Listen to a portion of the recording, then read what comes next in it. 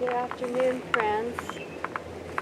Please keep your masks on during the service and take a moment now to check that your cell phones will not sound.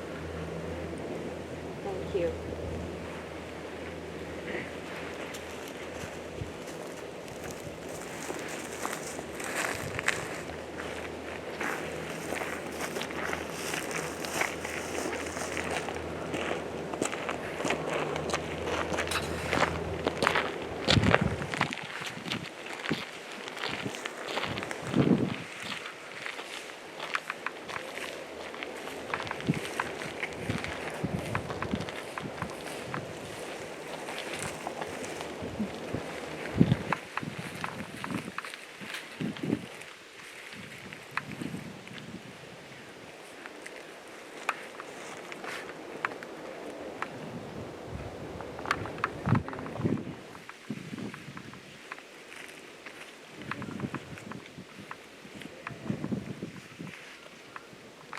Good afternoon, dear friends.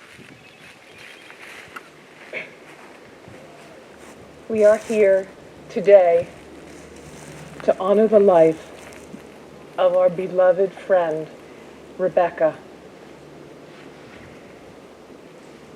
We are here to hold Rebecca in our hearts for this brief period and then release her. Together, transforming our sorrow into presence. We welcome Rebecca's loving family. Her husband, Chris, her daughter, Tara, Anne, her mother,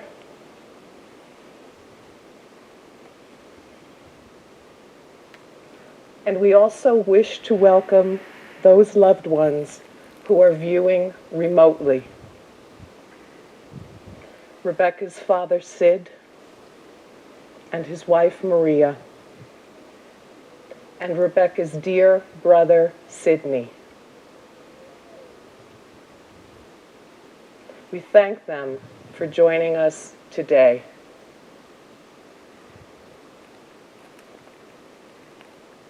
At the death of a friend, we can see their play as a whole. We can see it as we cannot yet fully see our own, as a perfect, complete, and realized destiny.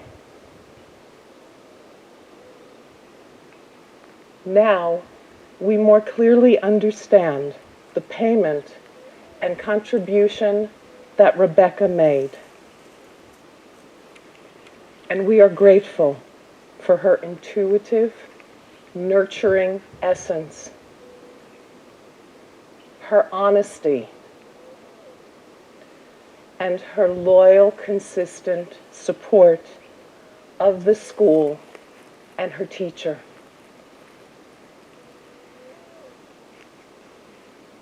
Let us all stand and remember Rebecca in silent presence.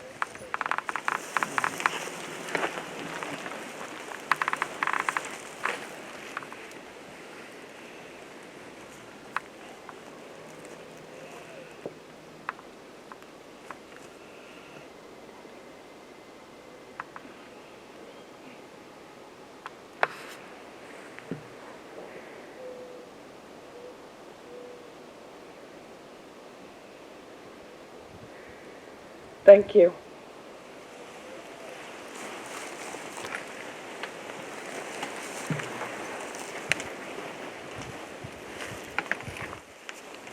The physical body is designed to produce presence and being, and then to be laid aside.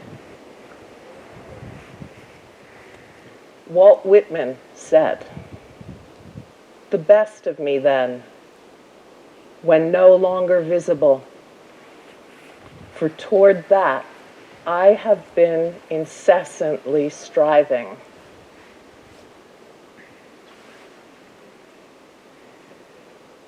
Rebecca takes with her the presence that she has gained in this lifetime and her connection with Influence C. Our teacher has said, that is all we can take with us. But it is more than enough.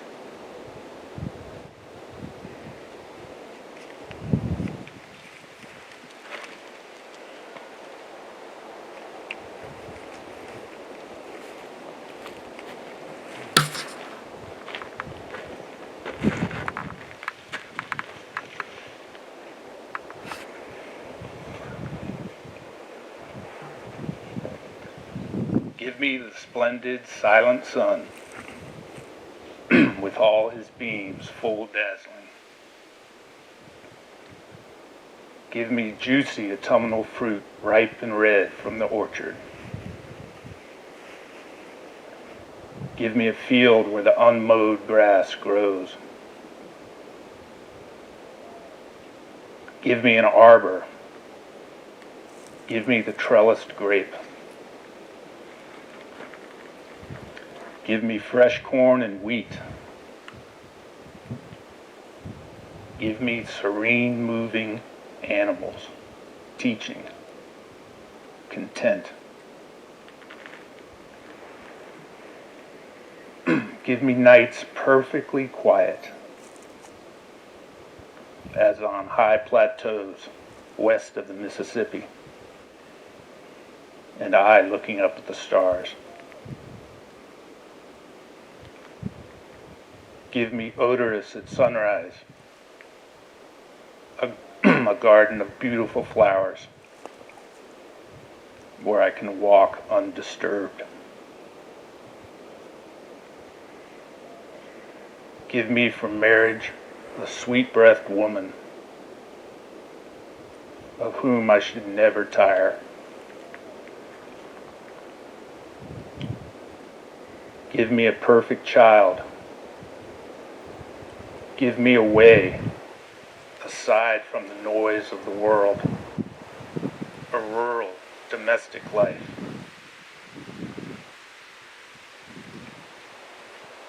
Give me to warble spontaneous songs, recluse by myself, for my own ears only. Give me solitude. Give me nature.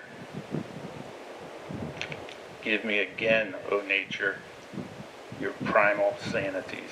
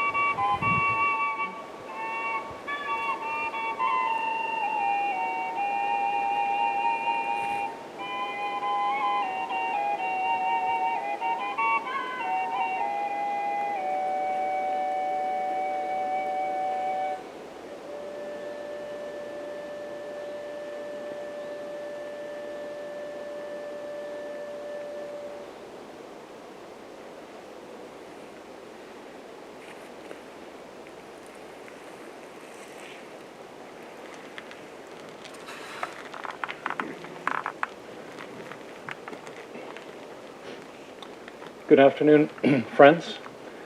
Today would have been Rebecca's 68th birthday. She was born Nancy Ann McCarty in Highlands, North Carolina on April 24th, 1953, the daughter of Ann and Sid McCarty. Rebecca had a truly remarkable and magical childhood. From the day her younger brother Sid was born, she looked after him and never stopped. They grew up together, practically joined at the hip. Growing up in Florida, Rebecca and her brother played together from morning to night, wandering carefree in the woods and orange groves, where they built forts and hiked for miles and miles. They usually stayed out until hunger forced them home. And at their house there was no TV, and the kids grew up listening to their mother Ann telling fairy tales and stories from Arabian Nights. Rebecca's grandparents lived on the edge of a primeval, old-growth forest full of rhododendron trees and mysterious caves. Family visits there gave her even more opportunities to explore nature. Occasionally, she and her brother would get lost, but through the years, Rebecca would learn how to survive in the woods and how to be one with nature. When Rebecca was still very young, her then 90-year-old great-grandmother, a tough and quiet pioneer, took her by the hand, grabbed a shovel, and after digging a small trench, she reached into her apron and grabbed a handful of seeds for Rebecca to plant. When things started to grow just days later, Rebecca was filled with a sense of wonder, and her lifelong passion for agriculture and farming was ignited. As they became older, Rebecca and her brother would hunt the Florida lakes for driftwood that would wash up on shore, and they'd make objects out of the wood to sell at local markets.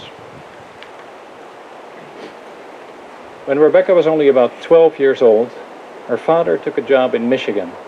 They traveled around the state in a motorhome, exploring new places on the weekends when he was off work. One day, her father came back from work, and Rebecca told him excitedly that she had made some money working for a neighbor, and that she had saved up enough to buy a pony. In fact, she had already bought one. Sid Sr. exclaimed, "But we can't bring the pony back to Florida in our RV," to which Rebecca promptly replied, "I know that, Dad. I figured it all out. I'm going to train it and sell it, and then buy another one at home." And so began her enduring love for horses. From an early age, she was a gifted horse trainer who could calm even the wildest ones that nobody else could ride. Rebecca always kept that entrepreneurial spirit.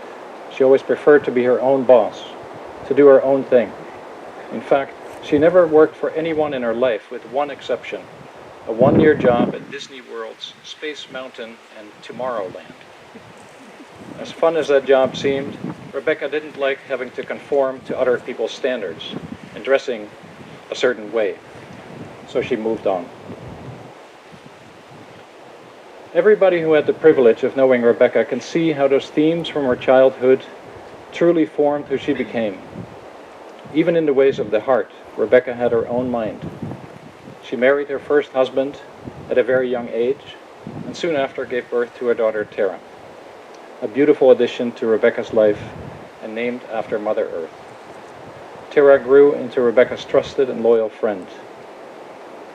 Rebecca would marry again to Samuel, David, and Andreas.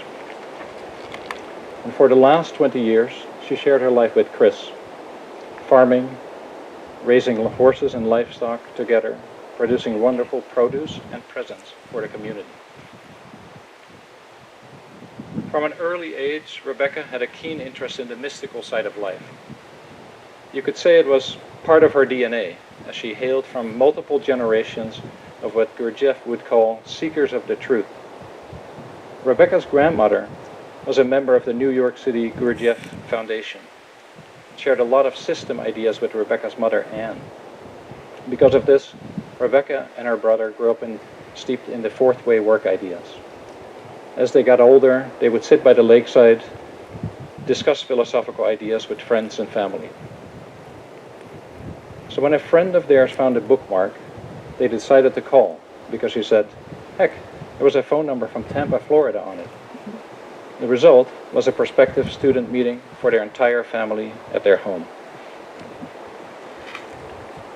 Already intimately familiar with many of the work ideas, Rebecca and her mother, Anne, joined the St. Petersburg, Florida Center that same night, on January 1st, 1977, while Sid Sr. and Rebecca, then husband, joined not long after. Rebecca was part of the Miami and Seattle centers before moving to Apollo in 1979, and that is where she changed her name to Rebecca, which means to tie firmly, as in a knot that will not slip. She lived in many places around Oregon House, and every place she stayed in turned green. Dry gardens and backyards were transformed into lush and productive gardens. She had the magic touch when it came to farming. One friend remarked that Rebecca was always cultivating something, whether in the garden or spiritually. Rebecca also loved drawing and painting, and her artwork always captured the spirit of her subjects in beautiful ways, whether they were horses, cows, or dogs, or the red barn next to their house. Rebecca was a veritable fountain of great ideas. She came up with the idea to sell simple manure as fertile dirt in order to increase its marketability. She had endless ideas to help people work smarter and not harder. Now, she didn't always put those great ideas into practice herself, but that didn't stop her from dreaming up more great things. She taught a tremendous number of people to ride horses, to farm, and even taught me how to be a better runner. She once observed me running on a trail and offered one simple correction: never lose elevation. This practical insight came from many years of experience riding horses and hiking with her dad on single-track trails in the mountains. Her advice will be with me forever, and it's even more meaningful when applied to the spiritual level. Never lose elevation as you make spiritual gains. Rebecca was highly perceptive and could instinctively connect to animals, nature, and people in an instant. Her quiet and observing look could sometimes be a bit intimidating if you didn't know her, but under that silent, pioneering woman's strong exterior was a gentle and kind soul, always willing to help. In a letter to Robert, Rebecca wrote, "I'm not a wealthy person, or a particularly educated one, at least in terms of regular schools. And I know I don't always quite fit into the fellowship form. I do my work best as I'm able. You can count on me to be there, supporting you and our school as long as I'm able, according to my talents." Even though Rebecca suffered from high blood pressure, which caused her considerable discomfort, she was very active online, generously sharing all of her fourth-way practical wisdom in forum discussions. But in recent years, Rebecca's health took a turn for the worse. One day, Rebecca felt particularly bad and decided to go to the hospital. As she was getting ready, she started feeling worse. Her last words to Chris were, "I think my machine is malfunctioning." Rebecca's strong inner work demonstrated itself until the very end, separating her soul from her mechanical body. We will forever miss Rebecca's down-to-earth spirit and penetrating being, but she would have wanted her passing to be a reminder to all of us to live life fully. Henry David Thoreau once said, "I went to the woods because I wished to live deliberately, to front only the essential facts of life and see if I couldn't learn what it had to teach, and not, when I came to die, discover that I had not lived." Rebecca, you've certainly lived fully. Now, dear friend, never lose elevation.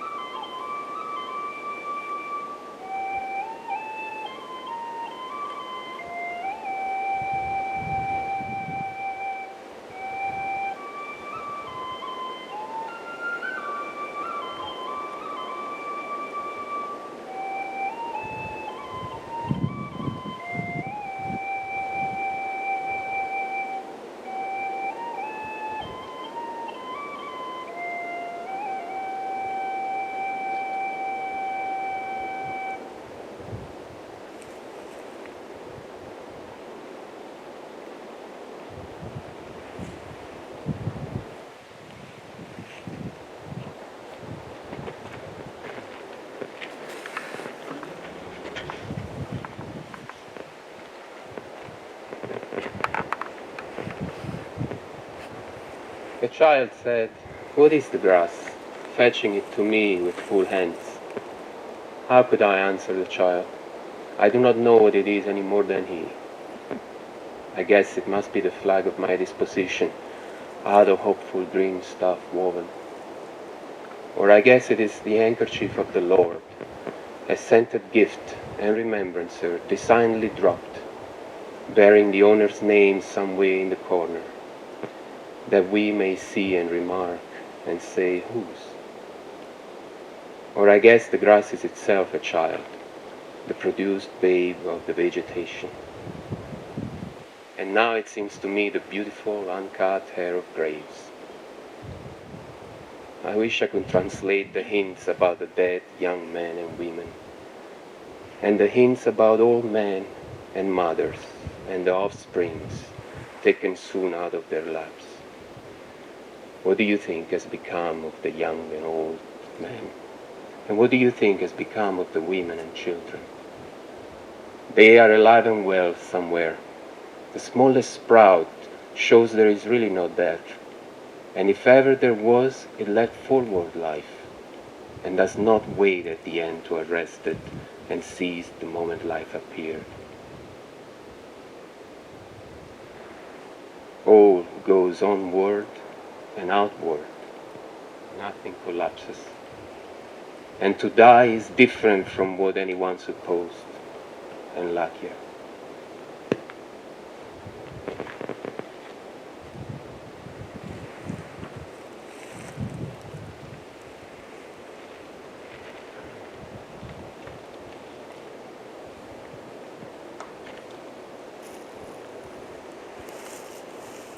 The death of a friend reminds us that we each inhabit a fragile and temporary vessel through which presence emerges and connects us. May Rebecca's large-hearted empathy for all living things lead us to a renewed appreciation for one another and the green world around us. May her ability to fully inhabit her essence and use that essence to serve her teacher and her school allow us to embrace our own plays more fully. And may her quiet strength in pursuing her aim to awaken strengthen our own desire.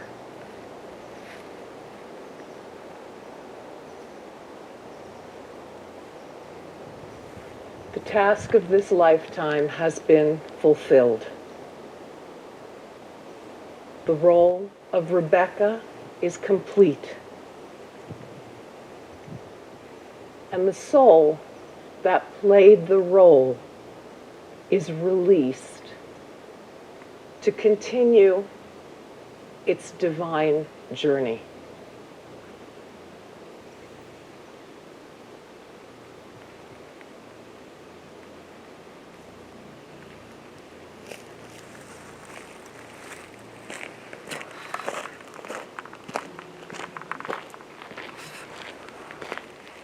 You are invited to join the family to view Rebecca's plaque on our memorial column.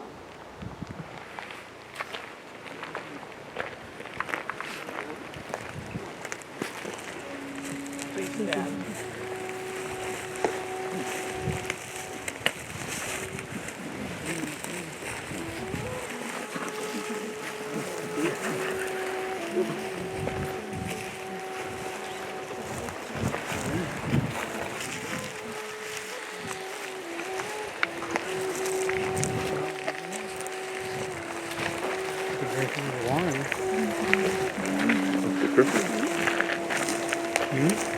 The Christmas.